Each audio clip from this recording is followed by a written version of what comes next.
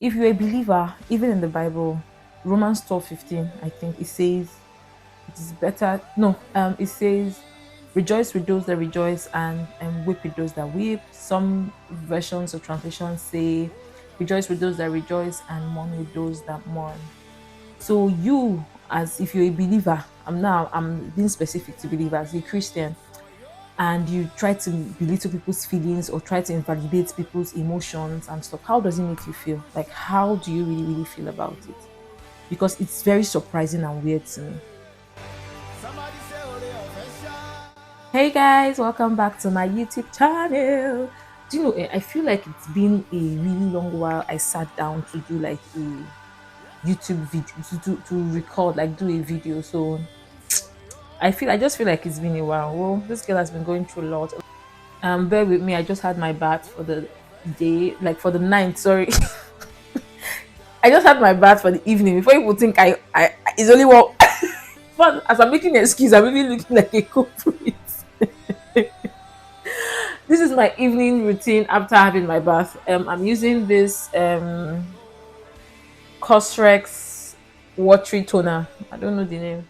My other one finished and I couldn't find it when I went to the store. I didn't want to just be without anything, so I bought this one. Sha, how you guys doing today? I hope you guys are doing great, doing amazing. So recently, I was talking to one of my friends in Nigeria, and she was trying to talk to me about stuff, what was going on, different things. And then she mentioned how she had tried to talk to a few other people about it, but whenever she tries to talk to anyone, they just, sort of tell her to, move on, or like it's going to be okay. When someone just really wants to talk, but instead of getting like what's the word I will use now? Instead of getting like a listening ear from people, you just get the whole invalidation of feelings. And it just sort of reminded me of the fact that oftentimes, when people come to us to talk, like express how they are feeling, or they just want to emote, right? Why is our default response like sweeping their emotions or invalidating their emotions? I feel like people don't do these things to hurt you, or so maybe if they feel like that's the best way to encourage you out of the situation. But why is it that our first instinct just goes to invalidating those emotions or trivializing it? Or which one is trivializing self? Like belittling the situation. Why is that our default response or default mode? I'll give examples now. So maybe someone is sick, or let me use the ladies for example. Someone is having really bad cramps and stuff, and then the person comes to talk to you now. Now you're someone that maybe used to have cramps and stuff, and maybe after a while it stopped for due to changes. How some people will tell you that, oh, when I gave birth, I stopped having bad cramps and all of that. Then they'll not be telling you things like, oh, don't worry, it will soon end. Just don't worry. Well, like when you give birth, you stop feeling that kind of pain. Huh? Are you even feeling pain? When I was still like when I used to have menstrual cramps, if you see the way I used to be in so much pain, you won't believe it. If I come to you to talk to you about my situation, that is evil. Do you think I'm coming to you to so that, like, do you feel that if you tell me that your own pain was worse, or your own pain is worse, it belittles my pain? Like, I don't even know how to explain it. But why? Like, why is that a default response? Another thing that I know, or that I noticed that it happens a lot is, when people, like, for me, I'm going to speak from standard. I speak from experiences, things I know and stuff.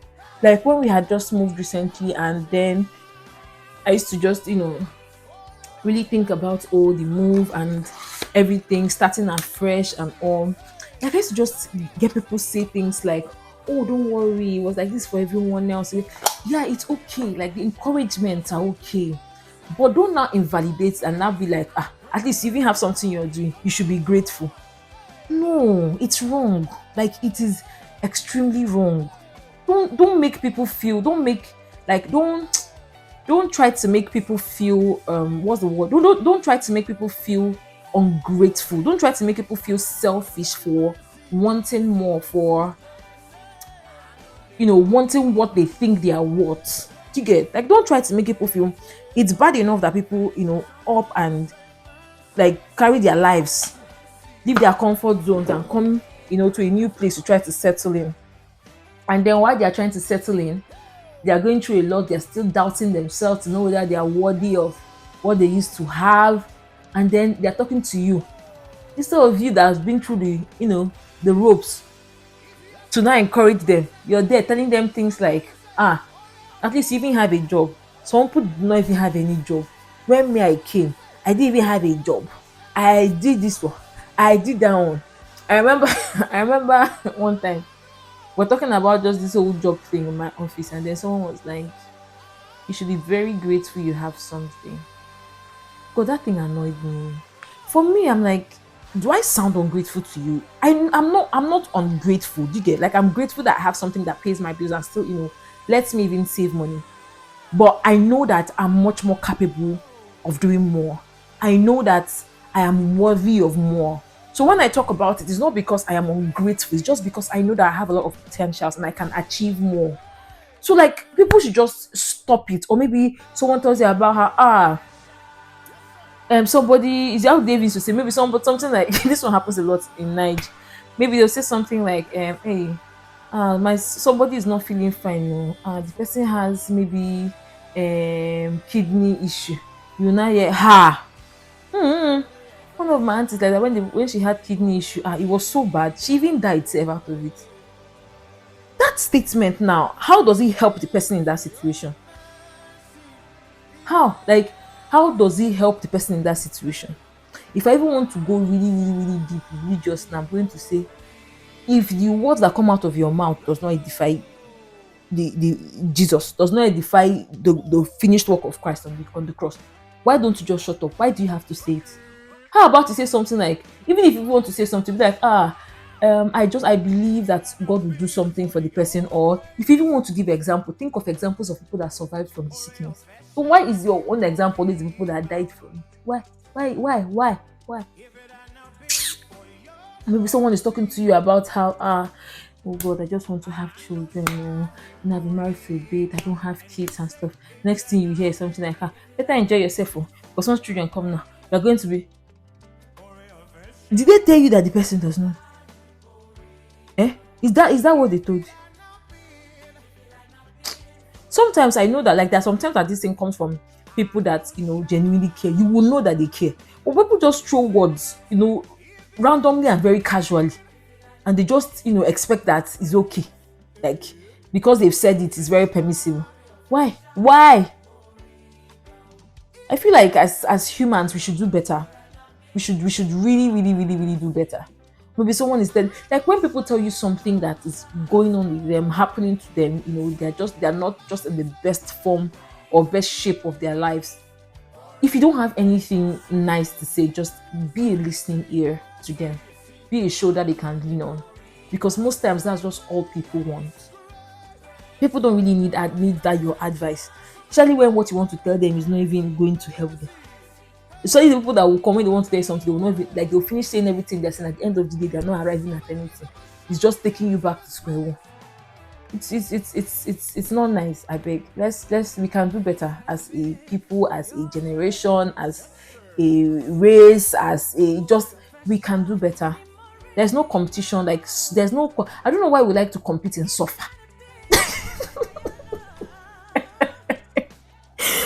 This is I said now is just very funny, but it's true. Like, we like to compete and suffer. Someone tells you I'm going through this, you now want to say, when this thing happened to me, hey, I died, I resurrected. Why? Why?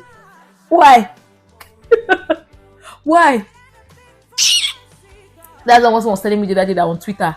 So one guy came on and said that his life became 100 times better ever since his wife's best friend married a loser. I'm like, the way we used to process information is very wild though. So you now that maybe you had issues and they were trying to work on your issue, because you found someone that you're not better than, or that you think you're better than, because that your thought of being better than the person or the person being a loser is your own opinion. You now think that, your life is now better. Just see this level, the standard at which you are benchmarking yourself, your success, your progress, your growth is with someone that you think that they say is not doing okay. Thank God. Well, see, I just came here to talk about this thing because, like, when my friend talked to me about it a few days ago, I felt really, really bad. Do you get, like, I'm like, why? But why is this thing? I didn't, tell her about how, oh, people are this, because to be honest, when people go through things, when people handle things differently, people handle emotions differently. What I can take lightly, you might not be able to take it lightly, and what you might take, seriously, I might just, dust it off or dust it off my heart and just move on because it's not a big deal to me. But basically, people handle things differently. If you can't say anything nice to someone that comes to you to talk about their pain, what they are going through and stuff, just zip it. I have a big sister figure that sometimes when I talk to her about stuff, she's like, yeah, Vivian, to be honest, this particular thing you're telling me about now, I've never gone through it before. So I don't even know how to advise you. But if it's one thing I know is that God will never leave you. Do you understand? And this is after I finished talking. I might have even finished shouting, ranting, this. But she's listening to me. And then when she tells me that, it does not solve my problem instantly. Because God is the solution to everything.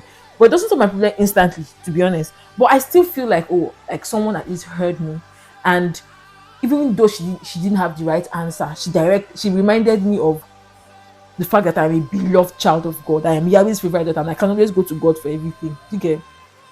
Basically, if you don't have good advice, if you don't have anything to say to people, just be a shoulder they can lean on, be a listening ear to them. It's okay. There is no competition in suffer. There's no competition in suffer. I beg. We can do better. Shobo. Shey you hear? Shey you guys have heard me? Well, that's it. See, I had a very busy day, and I just wanted to come on here and drop this video sharp sharp because I really felt so bad for my friend. Anyway, guys, I'm going to have a very busy weekend. I pray and I hope that I document my personal, everything that's going to be happening this weekend for me, so I can share with you guys.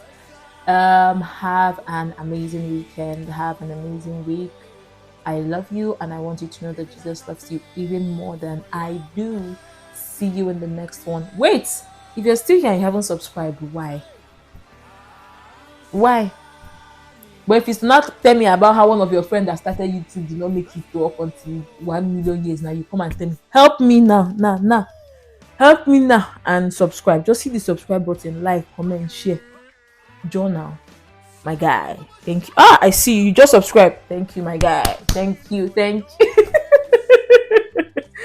All right, guys, have an amazing one. Bye. See you in the next video. Mwah.